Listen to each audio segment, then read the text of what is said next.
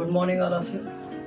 चलिए आज के हम लोग बहुत ही बढ़िया टॉपिक फिजिक्स का शुरू करने जा रहे हैं। आज जो है फिजिक्स का जो सेकेंड पार्ट है, हम लोगों ने फिजिक्स को दो पार्ट में डिवाइड कर रखा है। एक तो जो इलेक्ट्रिक से डील करती है, चार्जेस से बिलोंग करती है, वो पार्ट अलग हमने फिजिक्स का कर रखा है।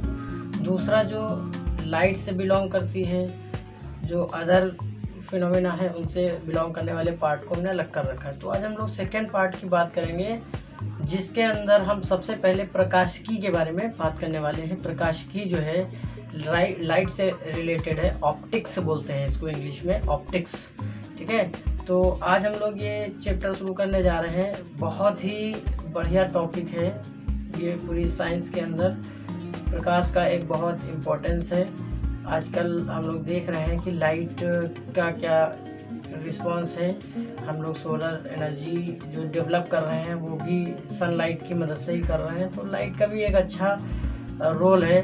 कैमरा हो गया, आप लोग चैनल्स देखते हैं जिसमें बहुत सारे प्रसारण आते हैं, तो उन सब में जो लाइट है उसका एक अपना इम्पोर्टेंस है। शादियों में जाते हैं, वहाँ भी लाइटिंग का ज़रा सा गड़बड़ हो जाए तो फिर मज़ा कम हो जाता है। तो लाइट के बिहेवियर के बारे में, लाइट के तमाम जो कैरेक्टरिस्टिक्स हैं उनके बारे में जानना बहुत ज़रूरी है। तो चलिए आज हम लोग शुरू करते हैं कि लाइट का बिहेवियर क्या है, लाइट के डिटेल स्टडी करते हैं।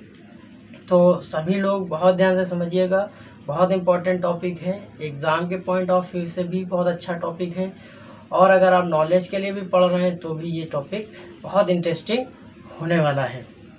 अब हम लोग बात करते हैं कि प्रकाशिकी के अंतर्गत जो प्रकाश हमारा मेन टॉपिक है वो क्या है, प्रकाश क्या है आखिर।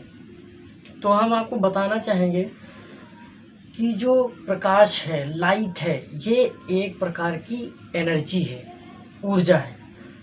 ये ऐसी ऊर्जा है जो हम सबको, हमारी आँखों को संवेदित करती है ताकि हम दूसरी वस्तुओं को, ऑब्जेक्ट्स को देख सकें। कोई भी ऑब्जेक्ट जो हमें नज़र आता है वो तभी नज़र आता है जब वहाँ पे प्रेजेंस ऑफ लाइट होती है, जब लाइट की उपस्थिति होती है। बिना इसके वो चीज़ हमें, वो ऑब्जेक्ट नज़र नहीं आएगा जब तक वहाँ पे लाइट की प्रेजेंस नहीं होगी। हमारी आँखों को ये बहुत ही आवश्यक है कि लाइट होना चाहिए, तभी हम कोई ऑब्जेक्ट देख सकते हैं। अंधेरे में आप ऑब्जेक्ट को नहीं देख सकते हैं। ठीक है, आप लाइट लाइए, चाहे आप जो है मोमबत्ती जलाइए, चाहे आप एलईडी जलाइए, चाहे आप टॉर्च जलाइए, चाहे आप सनलाइट यूज़ करिए, किसी भी प्रकार से आपको एक सोर्स यूज़ करना है जिसके जो लाइट एमिट करता हो। तो ये जो लाइट है, ये इसकी खास बात ये है कि ये खुद तो नहीं दिखती है। लाइट जो है, आप ऐसे देखेंगे लाइट आपको नज़र नहीं आएगी, लाइट आते हुए नज़र नहीं आएगी, लेकिन जिस ऑब्जेक्ट पे पड़ती है उससे क्या होता है, प्रकाश टकराता है और वो हमारी आंखों तक आता है। तो किसी ऑब्जेक्ट से लाइट के टकराने के बाद, जब कोई ऑब्जेक्ट रखा है उस पर लाइट टकराती है तो वो हमारी आंखों तक आती है और वो ऑब्जेक्ट हमें दिखाई देना शुरू हो जाता है। और वो भी चीज़ें हमें नज़र आती हैं जो लाइट एमिट कर रही होती हैं, हमें वो भी चीज़ें नज़र आती हैं। तो लाइट वो ऊर्जा है जो हमारी आँखों को, ऑब्जेक्ट्स को, वस्तुओं को देखने के लिए संवेदित करती है। ठीक, अगर हम लाइट की तरंग दैर्ध्य की बात करें तो इसकी जो तरंग दैर्ध्य होती है वो 3900 एंगस्ट्रॉम से लेकर के 7800 एंगस्ट्रॉम की रेंज की होती है। ये इसका जो है परास होता है, तरंग दैर्ध्य का परास होता है। ठीक है, इस रेंज में आने वाली तरंग दैर्ध्य को, ये जो विकिरण है, इस विकिरण को हम जो है इलेक्ट्रोमैग्नेटिक वेव्स भी बोलते हैं। ये एक टाइप का विकिरण है जिसको चलने के लिए किसी भी माध्यम की आवश्यकता नहीं। आप देखते हैं सन से लेकर के अर्थ तक के बिना किसी माध्यम के लाइट आ जाती है। तो ऐसी जो प्रसार, ऐसा जो है आपका ट्रांसमिशन होता है, उनको हम इलेक्ट्रोमैग्नेटिक वेव्स बोलते हैं, विद्युत चुम्बकीय तरंगे बोलते हैं। तो ये जो है रेंज जो है, ये प्रकाश की रेंज है। जो प्रकाश विकिरण होता है, प्रकाश विकिरण की जो है का परास है। ठीक है, तो ये भी इम्पोर्टेंट पॉइंट है, आपको याद रखना है। प्रकाश का परास क्या होता है? लगभग 4000 एंगस्ट्रॉम से लेके 7800 एंगस्ट्रॉम के बीच का होता है। अब अगर हम बात करें इसके अंतर्गत कि प्रकाश की चाल क्या होती है, तो हम आपको बताना चाहेंगे कि चाहे वायु हो या फिर निर्वात हो, इन दोनों में जो प्रकाश की चाल होती है, स्मॉल सी से लिखते हैं, वो 3×10⁸ मीटर पर सेकेंड होती है। वायु के अंतर्गत और निर्वात के अंतर्गत जो प्रकाश की चाल होती है वो 3×10⁸ मीटर पर सेकेंड होती है। इस चाल से प्रकाश चलता है। और किसी मीडियम के अंदर, जैसे पानी के अंदर या किसी और अन्य मीडियम के अंदर जब प्रकाश जाता है तो उसकी चाल में कमी आ जाती है। जैसे शीशे के अंदर प्रवेश कर जाए, पारदर्शी जो भी पदार्थ होते हैं उनके अंदर जब ये प्रवेश कर जाता है तो उसकी इस चाल में जो है क्या होता है? कमी आ जाती है। इन सब बारे में हम अभी आगे बहुत डिटेल में चर्चा करने वाले हैं। अब हम ये जो विकिरण होता है, ये एक टाइप से विकिरण ही है। ये विकिरण जो है हमारी इस विकिरण से हम अपने चारों ओर की वस्तुओं को देखते हैं, इसलिए इस विकिरण को प्रकाश कहा जाता है। ओके,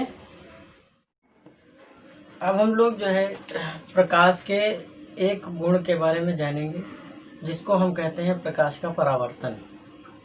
प्रकाश के परावर्तन से मतलब ये होता है कि जब प्रकाश जो है एक माध्यम में चलता हुआ किसी पॉलिशदार चिकने तल से टकराता है, तो टकराने के बाद वो फिर से उसी वाले माध्यम में वापस आ जाता है। प्रकाश की इस घटना को हम प्रकाश का परावर्तन कहते हैं। एग्जाम्पल के लिए मान लीजिए, अगर हम बात करें प्रकाश के परावर्तन, प्रकाश का परावर्तन, ठीक, तो ये हमारा एक चिकना पॉलिशदार तल ले लिया मैंने। ठीक, ये हो सकता है एक दर्पण हो। ठीक, ये क्या है आपका? दर्पण। ठीक, मिरर। अब क्या हुआ, जब हम दर्पण पे प्रकाश आपतित कराते हैं तो उससे पहले हम लोग एक जो है नॉर्मल बनाते हैं, अभिलंब बनाते हैं। ठीक है, ये हमने अभिलंब खींच दिया। अभिलंब जो नॉर्मल होता है उसको कहते हैं जो दर्पण के साथ 90 अंश का कोण बना। ये कोण 90 अंश का बनना चाहिए। ठीक है, तो जो उस पर सीधा सीधा बिल्कुल खड़ा होता है उसको हम क्या कहते हैं? अभिलंब कहते हैं। ठीक है, इसको हमने डॉट डॉट से दिखा दिया। ये हमारा क्या हो गया? नॉर्मल हो गया। इंग्लिश में नॉर्मल बोलते हैं, या हिंदी में इसी को हम अभिलंब बोलते हैं। ठीक है, अभिलंब जो है इसको हम n से रिप्रेजेंट कर लेते हैं। ठीक, ये एक बिंदु है C जहाँ पे प्रकाश आपतित होता है। मान लीजिए एक प्रकाश की किरण ऐसे आ रही है। ठीक, ये प्रकाश की किरण यहाँ पे आई। ठीक, तो आने वाली किरण जो होती है, प्रकाश की आने वाली किरण, इसको हम क्या कहते हैं? आपतित किरण कहते हैं। ये हमारी जो है आपतित किरण है। ठीक है, इंग्लिश में क्या बोलते हैं? इंसिडेंट लाइट बोलते हैं। ठीक है, आने वाली किरण को। ठीक, अब ये आई और इस बिंदु पे आपतित हुई। इस बिंदु को आपतन बिंदु भी बोलते हैं। इसको क्या कहते हैं? आपतन बिंदु। ठीक, आने वाली किरण जिस बिंदु पे, दर्पण के जिस बिंदु पे आपतित होती है उसको आपतन बिंदु कहते हैं। ठीक है, अब यहाँ से आने के बाद ये टकरा के ये ऐसे वापस जाएगी। ठीक है, ये इधर वापस जा रही है। मान लीजिए किरण ए थी, ऐसे आई, सी पे टकराई और सी से ये एक किरण बी है जो वापस जा रही। ठीक है, जाने वाली जो किरण होती है, क्योंकि परावर्तन हुआ इसलिए इसका नाम होता है परावर्तित। ठीक है, परावर्तित किरण। ठीक है, रिफ्लेक्टेड रिफ्लेक्टेड रे हो गई है, ठीक है। ये इंसिडेंट रे लिख देते हैं, ठीक है, इंसिडेंट रे, और ये रिफ्लेक्टेड रे हो गई, ठीक। अब देखिए जब एक किरण आ रही थी तो उसने नॉर्मल के साथ कुछ एंगल बनाया, ये देखिए ये वाला एंगल है ना, नॉर्मल के साथ एक एंगल बना लिया इसने। तो नॉर्मल के साथ जो एंगल बनता है उसको हम आई से रिप्रेजेंट करते हैं, आई फॉर इंसिडेंट। तो इंसिडेंट का जो आई है वो हमने यहाँ ले लिया, ठीक। और जब टकरा के वापस गई, रिफ्लेक्ट होके लाइट गई, तो ये दूसरा एंगल नॉर्मल के साथ बन रहा है, ये नॉर्मल है, नॉर्मल के साथ दूसरा एंगल ये बन रहा है। क्योंकि ये रिफ्लेक्टेड वाला रे बना रही है एंगल, इसलिए इसको हम क्या कहते हैं, रिफ्लेक्टेड एंगल कहते हैं। मतलब जो आपका आई है, जो कोण आई है, इसको हम आपतन कोण बोलते हैं, आपतन कोण, ठीक है। इंग्लिश में इसको इंसिडेंट बोलते हैं, इंसिडेंट एंगल, ठीक।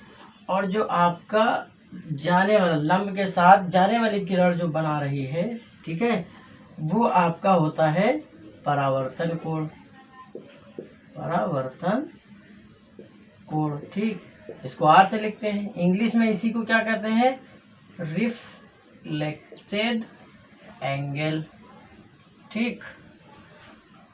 अब प्रकाश के परावर्तन से संबंधित स्नेल ने 2 नियम बताए, ठीक है। इनके 2 नियम हैं, ठीक।